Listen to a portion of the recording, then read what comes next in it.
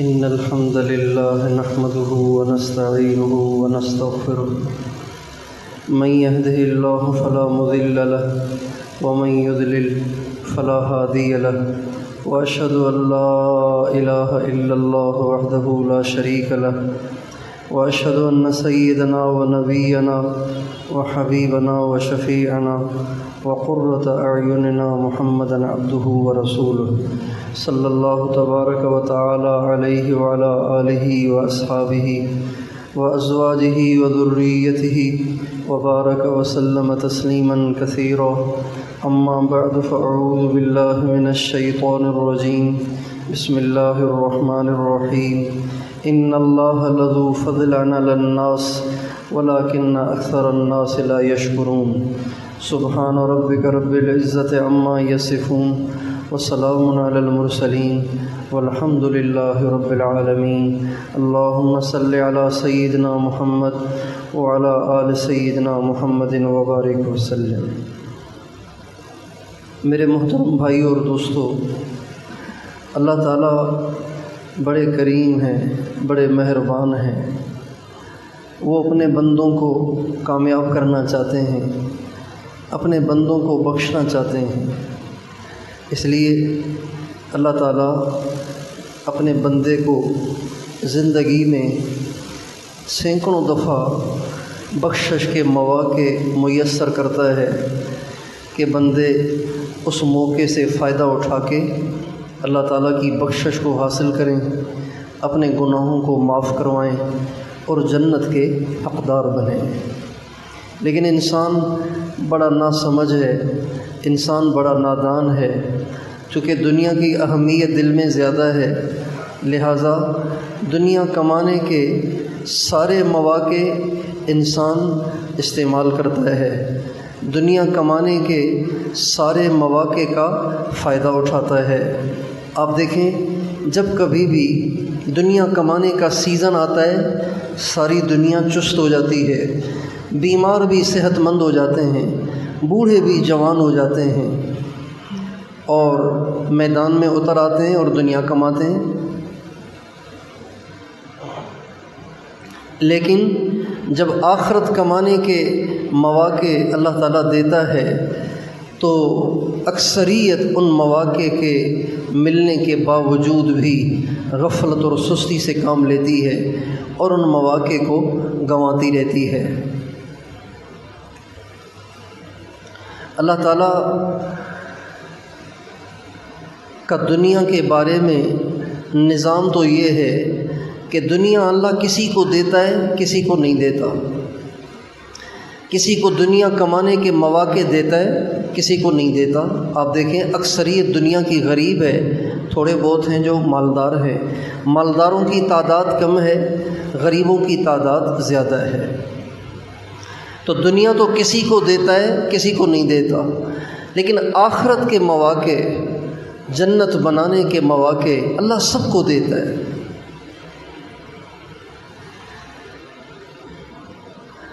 اس لیے کہ اللہ تعالیٰ کے ہاں اللہ تعالیٰ کی نظر میں دنیا کی قیمت نہیں ہے. اللہ تعالیٰ دنیا اگر دیتا بھی ہے تو اس لیے تھوڑی دیتا ہے کہ جس کو دنیا دے رہا ہے وہ اللہ کو بڑا اچھا لگتا ہے، لہٰذا اللہ بہت دنیا دے دیتا ہے. اور جس کو اللہ نہیں دیتا وہ اللہ کو اچھا نہیں لگتا، اس لیے اللہ اس کو غریب کر دیتا ہے. یہ مسئلہ نہیں ہے، بلکہ اللہ دنیا اپنے دوستوں کو بھی دیتا ہے، دشمنوں کو بھی دیتا ہے.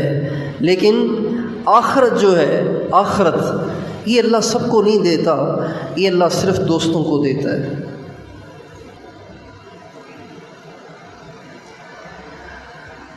ہمارے نبی کا ارشاد ہے کہ اگر ساری دنیا اور دنیا میں جو کچھ ہے یہ سب کا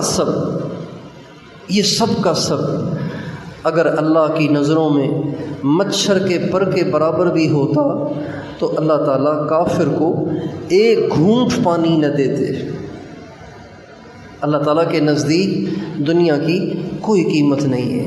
انسان کمزور ہے، انسان دنیا کی اہمیت اپنے دل میں بٹھائے رکھتا ہے، اس لیے وہ واویلا کرتا ہے، اس کے پاس گاڑی ہے میرے پاس تو کچھ بھی نہیں ہے، اس کے پاس تو بنگلہ ہے میرے پاس تو کچا مکان بھی نہیں ہے، اس کے بچے بڑی بڑی نوکریوں پہ لگ گئے، میرے بچے سڑکوں پہ دھکے کھا رہے ہیں۔ انسان یہ سوچتا ہے، لیکن اللہ کے ہاں اس کی کوئی ویلیو نہیں ہے۔ اس کی مثال بالکل ایسی ہے جیسے کسی بچے کو ایک ٹرافی دو، کسی بچے کو 2 ٹرافیاں دو، تو ایک والا چیختا ہے مجھے صرف ایک، اس کو اتنی ساری دو۔ اب وہ سمجھتا ہے کہ ایک ٹرافی کا بہت بڑا فرق ہے، حالانکہ کوئی فرق نہیں ہے۔ بڑے کی نظر میں تو ایک یا 2 ٹرافیوں کا فرق نہیں ہے نا۔ اللہ کی نظر میں جتنی انسان کی نظر میں ٹرافی حقیر ہے، اس سے زیادہ ساری دنیا اللہ کی نظروں میں حقیر ہے۔ لیکن جو نیکی کا راستہ ہے، جو خیر کے کام ہیں، جو جنت کا سامان ہے، جو جنت کمانے کے مواقع ہیں، اللہ تعالیٰ نے اس کو عام رکھا ہے۔ ہر ایک اس کی کمائی کر سکتا ہے، ہر ایک اس کو حاصل کر سکتا ہے، ہر ایک اس کو استعمال کر سکتا ہے۔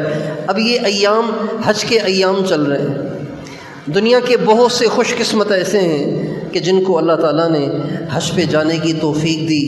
آج 2 ذی الحج ہے، 3 ہے، 4 ذی الحج ہے۔ ہاں، آج بہت سے حجاج کرام مکہ معظمہ میں ہیں، تھوڑی سی تعداد آج مدینہ منورہ میں ہے، مگر وہ بھی منا کی طرف جانے کی تیاریوں میں ہیں۔ 8 ذی الحجہ کو وہاں کی 8 ہماری نہیں، وہاں کی 8 ذی الحجہ کو سارے کے سارے حجاج کرام منا چلے جائیں گے اور ان کے حج کے ارکان شروع ہو جائیں گے۔ تو یہ بڑی خوش قسمتی ہے جن کو اللہ تعالیٰ نے توفیق عطا فرمائی ہے کہ وہ یہاں سے گئے ہیں حج کرنے کے لیے۔ جب انسان حج کرتا ہے اور حج کرنے کے بعد طواف زیارت کرتا ہے، عرفات کے بعد منا آتے ہیں، عرفات میں سارا دن ٹھہرتے ہیں، وہاں سے مزدلفہ آتے ہیں، وہاں سے منا آتے ہیں، وہاں 3 دن مزید قیام ہوتا ہے، اور انہی 3 دنوں کے دوران حاجی طواف زیارت کے لیے جاتا ہے، بیت اللہ کا طواف کرنے جاتا ہے۔ جب طواف زیارت کر کے وہ فارغ ہوتا ہے تو ہمارے نبی کا ارشاد ہے، فرشتہ اس کے کندھے پہ ہاتھ مار کے کہتا ہے چل اب نئے سرے سے زندگی گزار، تیرے آج تک کے کیے ہوئے سارے گناہ معاف ہو گئے۔ اللہ تعالیٰ حاجی کو یہ سعادت عطا کرتا ہے۔ تو اب بظاہر تو جو حج پہ گئے وہ آگے نکل گئے، اور جو غریب ہیں، جو حج کا خرچہ افورڈ نہیں کر سکتے، وہ پیچھے رہ گئے۔ بظاہر تو ایسے لگتا ہے، لیکن نہیں، ایسے نہیں ہے۔ اللہ بڑا کریم ہے، اللہ بڑا مہربان ہے۔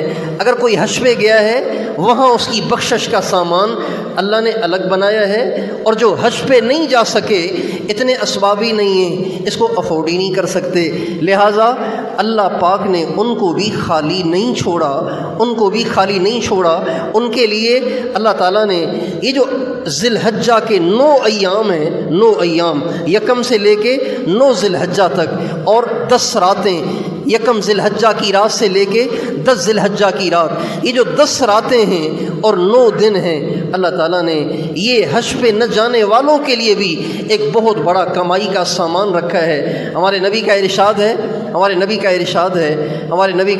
ہے ان 9 ذی الحجہ کے 9 ایام میں جو کوئی روزانہ روزہ رکھے گا، اللہ تعالیٰ اس کو 1 سال کی عبادت کا اجر عطا فرمائیں گے۔ غریب کے بھی مزے ہو گئے، غریب کے لیے بھی آسانی ہو گئی، جو حج پہ نہیں جا سکتا اس کے لیے بھی آسانی ہو گئی۔ اور ہمارے نبی کا ارشاد ہے ان 10 راتوں میں سے کسی رات میں جو عبادت کرے گا اللہ تعالیٰ اس کو شب قدر کی عبادت کا اجر عطا فرمائیں گے۔ غریب کے بھی مزے ہو گئے۔ حضور اکرم صلی اللہ علیہ وسلم جب حج پہ جا رہے تھے تو اللہ کی شان انہی ایام میں مدینے میں ایک وبا پھوٹ پڑی تھی، ایک وبا پھیل گئی تھی، چیچک کی۔ تو بہت سے مرد اور بہت سی عورتیں اس بیماری میں مبتلا ہو گئے۔ اب ہمارے نبی نے حج کا اعلان کر دیا۔ اب جو بیمار تھے وہ پریشان ہوئے کہ ارے حضور اکرم صلی اللہ علیہ وسلم کا حج ہے اور زندگی کا پہلا اجتماعی حج ہے، ہمارے نبی پہلی دفعہ اجتماعی طور پر اپنی امت کو ساتھ لے جا کر حج ادا کریں گے، اور یہ آپ کا آخری حج بھی ہوا اور آپ کا پہلا حج بھی ہوا۔ تو جو مسلمان ان دنوں بیمار تھے، وبا میں مبتلا تھے، تو وہ پریشان ہوئے کہ یہ کیا ہو گیا، اتنی بڑی سعادت سے ہم محروم رہ جائیں گے۔ چنانچہ صحابہ اور صحابیات جو چیچک کی وبا میں مبتلا تھے وہ بہت پریشان تھے۔ نبی کریم صلی اللہ علیہ وسلم نے اللہ کے کرم سے ان کو تسلی دیتے ہوئے فرمایا کہ جو مسلمان مرد عورتیں میرے ساتھ نہیں جا سک رہے وہ پریشان نہ ہوں۔ عمرۃ فی رمضان تعدل حجۃ معی، جو رمضان میں عمرہ کرے گا اس کو اتنا اجر ملے گا جیسے اس نے میرے ساتھ حج کیا ہو۔ آج بھی جو رمضان میں عمرہ کرے گا نا، جو رمضان المبارک میں آج بھی جو عمرہ کرے گا اس کو نبی کریم صلی اللہ علیہ وسلم کے ساتھ حج کرنے کا اجر ملے گا۔ اللہ کتنا کریم ہے کہ اللہ کبھی کسی کو محروم نہیں کرتا۔ اللہ تعالیٰ بخشش کے بہانے ڈھونڈتا ہے اور بخشش کے اسباب بناتا ہے کہ کسی طریقے سے میرے بندے بخشے جائیں اور میرے بندے مجھ سے مغفرت طلب کریں اور میرے بندے جنت کے حقدار بنیں۔ اس لیے میرے دوستو، یہ جو ذی الحجہ کا پہلا عشرہ ہے یہ گویا جنت کمانے کا سیزن ہے، اللہ کو راضی کرنے کا سیزن ہے اور نیکیاں کمانے کا سیزن ہے۔ دن بھی عبادت میں گزارنا چاہیے اور راتیں بھی عبادت میں گزارنی چاہیے۔ اور یہ جو تکبیرات تشریق ہے نا، تکبیرات تشریق یہ ویسے تو مخصوص ایام میں پڑھنی ہے، 9 ذی الحجہ سے لے کے 13 تک، لیکن اس کے علاوہ ایام میں بھی ان کا پڑھنا مستحب ہے۔ آفیشلی تو پڑھیں گے 9 ذی الحجہ کی اثر سے، ہر نماز کے بعد زور سے پڑھیں گے، آواز سے پڑھیں گے، بلند آواز سے پڑھیں گے، اللہ اکبر لا الہ الا اللہ واللہ اکبر وللہ الحمد۔ تو آفیشلی تو یہ تکبیرات شروع ہوں گی 9 ذی الحجہ کی اثر سے 13 تک، لیکن اس کے علاوہ جو باقی ایام ہیں ان میں بھی ان تکبیرات کو پڑھتے رہنا چاہیے، اٹھتے بیٹھتے چلتے پھرتے، دکان پہ جاتے ہوئے، دفتر جاتے ہوئے، واپس آتے ہوئے، گاڑی چلاتے ہوئے، بائک چلاتے ہوئے، اپنے گھر میں ان تکبیرات کو کثرت سے پڑھنا چاہیے۔ یہ بہت بڑی نیکی ہے، بہت بڑی نیکی ہے۔ اور اگر ان ایام میں روزے بھی رکھیں تو کیا ہی کہنے، روزانہ ایک روزے کا ثواب ایک سال کی عبادت کا، اور روزانہ رات کی عبادت کا ثواب شب قدر کی عبادت کا، اور شب قدر کی عبادت کا اجر پانے کے لیے ضروری نہیں کہ آپ ساری رات جاگتے رہیں، ضروری نہیں ہے، بلکہ اگر آپ ہر رات میں 4 6 8 رکعت ہی نفل نماز پڑھ لیا کریں تو اس پر بھی آپ کو شب قدر کی عبادت کا اجر ملے گا۔ گرمیوں کا موسم ہے، راتیں چھوٹی ہیں، اگر آپ تہجد میں نہیں اٹھ سکتے تو بھائی سونے سے پہلے 4 6 8 10 12 رکعت پڑھ لیں، اس پر بھی آپ کو شب قدر کی عبادت کا اجر ملے گا۔ اور اگر آپ کہتے ہیں کہ میں گھر جاتا ہوں، کھانا کھاتا ہوں، سستی ہو جاتی ہے، وضو ٹوٹ جاتا ہے، پھر وضو کرنا میرے لیے مسئلہ ہوتا ہے، میرا وزن زیادہ ہے، بلڈ پریشر کا مریض ہوں، شوگر کا مریض ہوں، سستی ہو جاتی ہے، دوبارہ وضو کر کے سونے سے پہلے میرے لیے 2 4 6 8 رکعت پڑھنا مشکل ہوتا ہے، تو اگر آپ کے لیے یہ بھی مشکل ہے تو اللہ تعالیٰ ایسوں کو بھی موقع دیتا ہے۔ وہ یہ ہے کہ آپ عشاء کی نماز پڑھیے، عشاء کی نماز کی 4 رکعت فرض نماز پڑھیے، اس کے بعد 2 رکعت سنت پڑھیں، وتر سے پہلے 4 6 8 رکعت پڑھ لیں، تو اس پر بھی آپ کو تہجد کا اجر ملے گا، شب قدر کی عبادت کا اجر ملے گا۔ کتنی آسانیاں ہیں۔ تو کیا خیال ہے، اگر تہجد میں اٹھنا دشوار لگ رہا ہے راتوں کے چھوٹا ہونے کی وجہ سے، تو عشاء کی سنت پڑھتے ہی فوراً وتر مت پڑھیں، 4 6 8 10 12 جتنی نفلیں پڑھ سکیں، اور نہیں تو 2 پڑھ لیں، اور نہیں تو 4 پڑھ لیں، 6 پڑھ لیں، جتنی سہولت سے پڑھ سکیں پڑھ لیا کریں، اس پر بھی آپ کو شب قدر کی عبادت کا ثواب ملے گا۔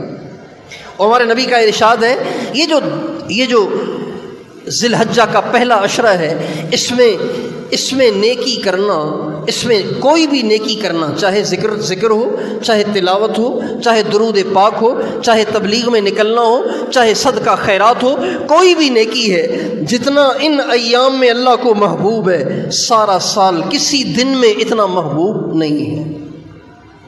یعنی اس کی مثال یوں سمجھیں، اگر آپ ان ایام میں ایک تسبیح پڑھیں تو پورا سال کسی دن ایک تسبیح پہ وہ اجر نہیں ملے گا جو آج کل ملے گا۔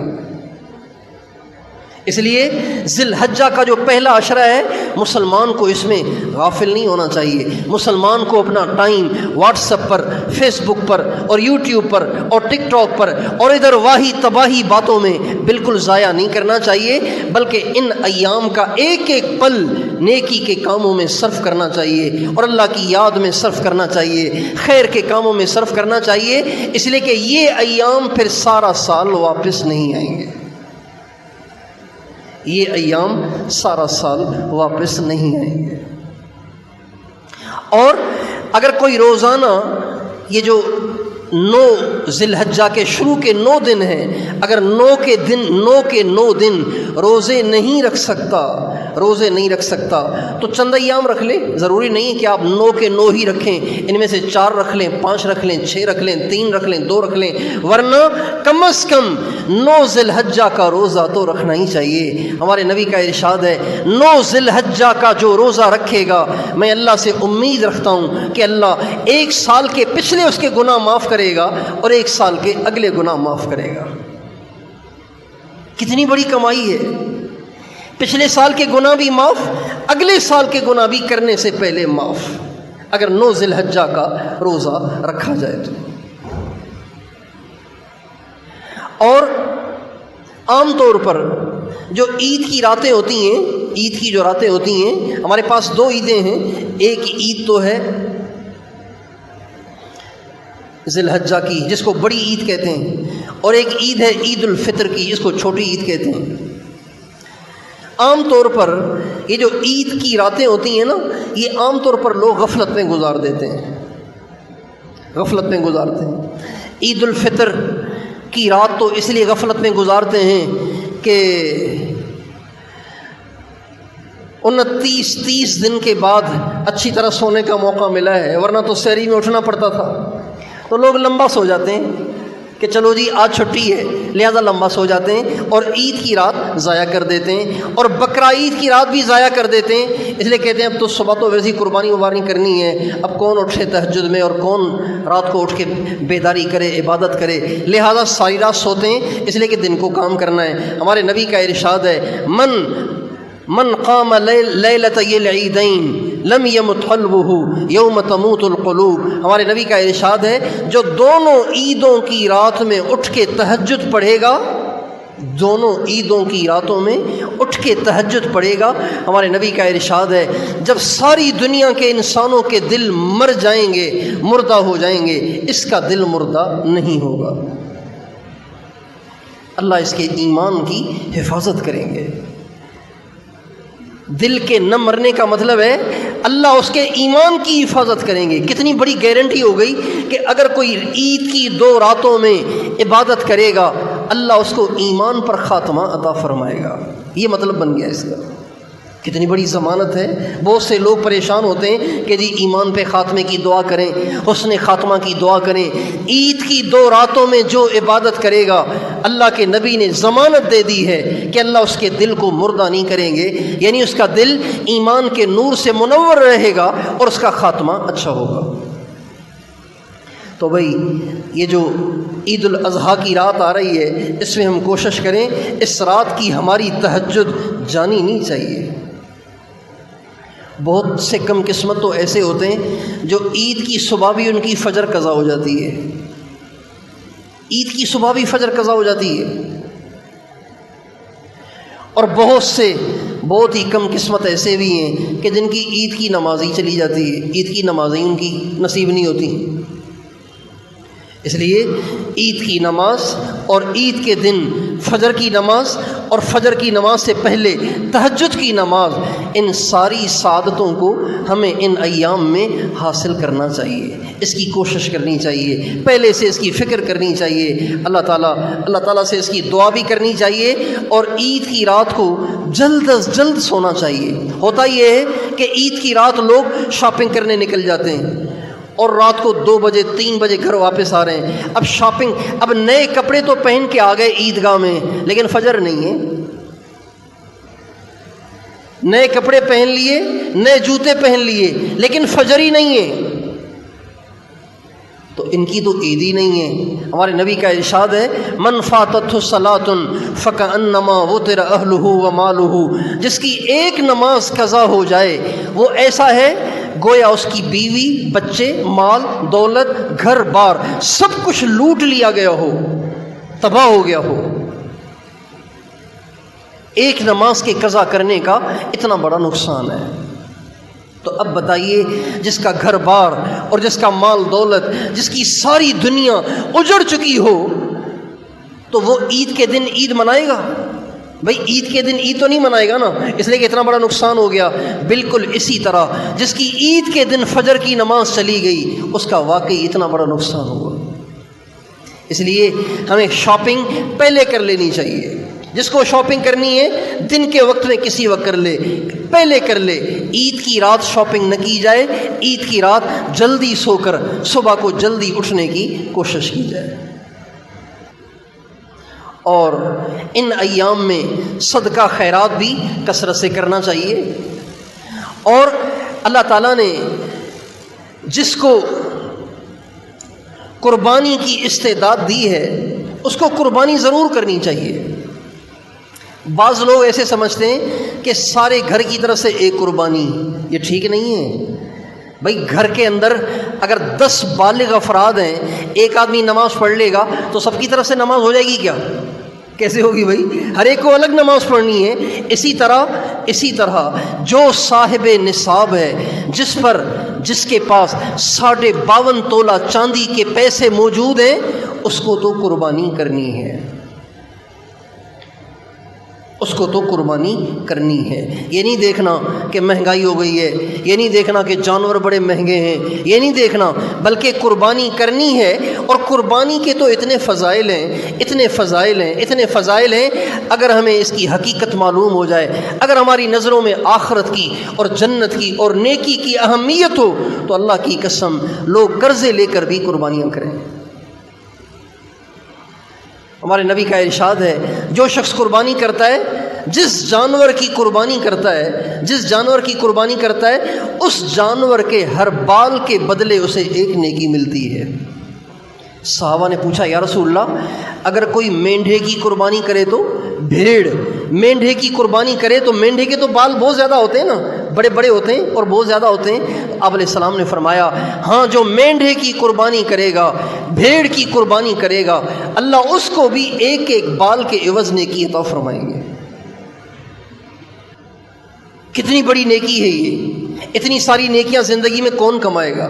اور آپ علیہ السلام کا ارشاد ہے کہ یوم النحر، جن ایام میں قربانی کی جاتی ہے، ہمارے نبی کا ارشاد ہے اس دن خون بہانے سے بڑی کوئی نیکی ہے ہی نہیں، خون بہانے سے بڑی کوئی نیکی نہیں۔ جو لوگ کہتے ہیں نا، یار اتنے سارے مسلمان جانور ذبح کرتے ہیں، اتنے پیسے جمع کر کے غریبوں کے گھر نہیں بنوا دیتے، اتنا سیلاب آیا، کتنے لوگ بے گھر ہو گئے، فٹ پاتھ پہ زندگی گزار رہے ہیں، جھگیوں میں زندگی گزار رہے ہیں، اتنے پیسے جو جانوروں کو خریدنے ذبح کرنے میں ضائع کر رہے ہیں، اس سے غریبوں کو گھر بنوا کے دے دینا۔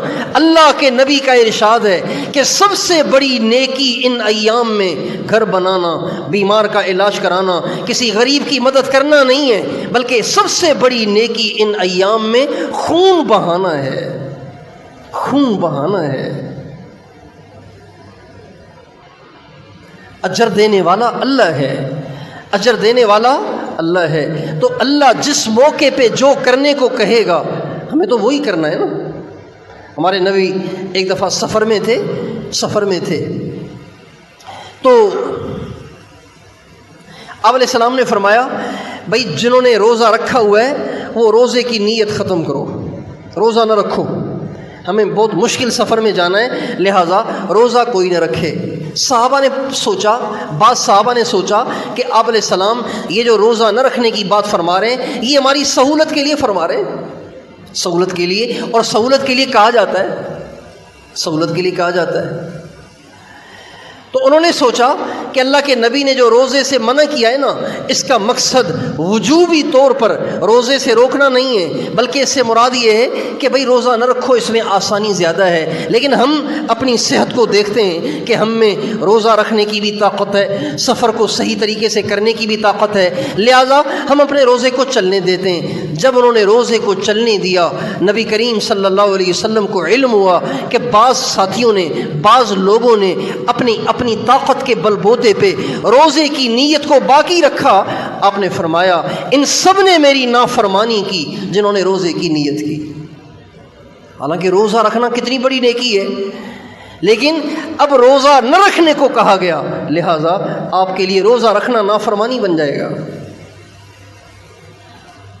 حج کے موقع پہ حجاج کرام 9 ذی الحجہ کو عرفات میں گزارتے ہیں، 9 ذی الحجہ کا دن عرفات میں گزارتے ہیں، غروب آفتاب تک دعا کرتے ہیں، ذکر کرتے ہیں، تلاوت کرتے ہیں، تسبیح پڑھتے ہیں غروب آفتاب تک۔ ہمارے ہاں حکم یہ ہے کہ جب سورج غروب ہو جائے تو مغرب کی نماز پڑھنے میں جلدی کرو، اس میں تاخیر نہ کرو۔ اس لیے آپ نے دیکھا ہوگا ہماری مسجدوں میں ادھر اذان ادھر نماز، باقی نمازوں میں ایسے نہیں ہوتا، اذان ہوتی ہے 20 منٹ کے بعد جماعت ہوتی ہے، لیکن مغرب کی نماز میں اذان اور نماز ساتھ ساتھ، اس لیے کہ اللہ کے نبی کا حکم ہے کہ تاخیر نہیں کرنی۔ لیکن حجاج کرام جب عرفات کے میدان میں صبح سے لے کے دعاؤں میں لگے ہوئے ہیں، عبادت میں لگے ہوئے ہیں، اب جب سورج غروب ہوتا ہے تو ان کو حکم ہے کہ آپ نے مغرب نہیں پڑھنی، ساری زندگی تو اذان ہوتے ہی مغرب پڑھنی تھی، سورج کے ڈوبتے ہی مغرب پڑھنی تھی، لیکن آج ہم اس کے خلاف حکم دیتے ہیں۔ چنانچہ حجاج کرام کو حکم ہے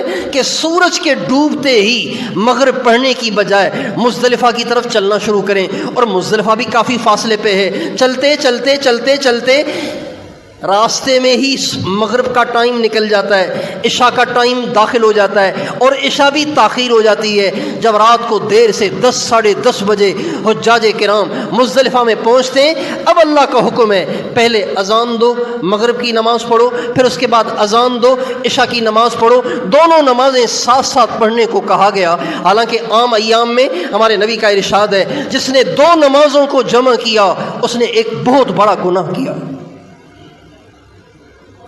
تو نیکی وہ نہیں ہے جو میری آپ کی سمجھ میں آئے، نیکی وہ ہے جس کے کرنے کا اللہ کہے۔ اس لیے خون بہانے سے بڑی ان ایام میں کوئی نیکی نہیں ہے۔ خون بہانا ہے، جانور ذبح کرنا ہے۔ اللہ تعالیٰ جتنی توفیق دے، بکری ہو، بکرا ہو، مینڈا ہو، اونٹ ہو، گائے ہو، بھینس ہو، جو بھی ہو۔ اور پھر ان ایام میں ہر ایک کو اس کی کوشش کرنی چاہیے کہ میں ضرور قربانی کروں، چاہے غریبی ہو۔ بہت سے کام ایسے جس کو غریب افورڈ نہیں کر سکتا لیکن غریب کرتے ہیں، ادھر ادھر سے کر کے بھی کرتے ہیں، اس لیے کہ ان کی نظروں میں اہمیت ہے۔ غریبوں کی شادیاں بھی تو مالداروں کی طرح سے ہوتی ہیں کہ نہیں ہوتی؟ غریب بھی تو قرضے لے کے شادیاں کرتے ہیں کہ نہیں کرتے ہیں؟ کتنے سارے فنکشن، کتنی ساری تقریبات اور کتنے سارے مواقع میں پانی کی طرح پیسہ بہایا جاتا ہے، حالانکہ اگلا غریب ہے، لیکن دیکھتے ہیں کہ دنیا کر رہی ہے لہذا ہم بھی کریں گے۔ تو بھائیو، اس میں بھی ہم کوشش کریں کہ قربانی کے ایام میں ہر غریب سے غریب مسلمان بھی قربانی کرنے کی کوشش کرے، اس لیے کہ بہت بڑی نیکی ہے۔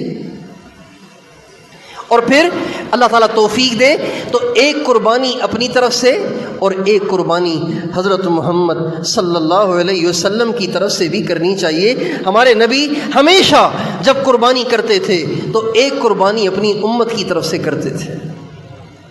آپ علیہ السلام نے 2 مینڈھوں کی قربانی کی، 2 مینڈھوں کی قربانی کی، ایک مینڈھے کی قربانی اپنی طرف سے کی اور ایک مینڈھے کی قربانی اپنی امت کی طرف سے کی۔ حجۃ الوداع کے موقع پہ آپ نے 100 اونٹ ذبح کیے، ان میں سے 1 اونٹ آپ نے اپنی امت کی طرف سے بھی ذبح کیا۔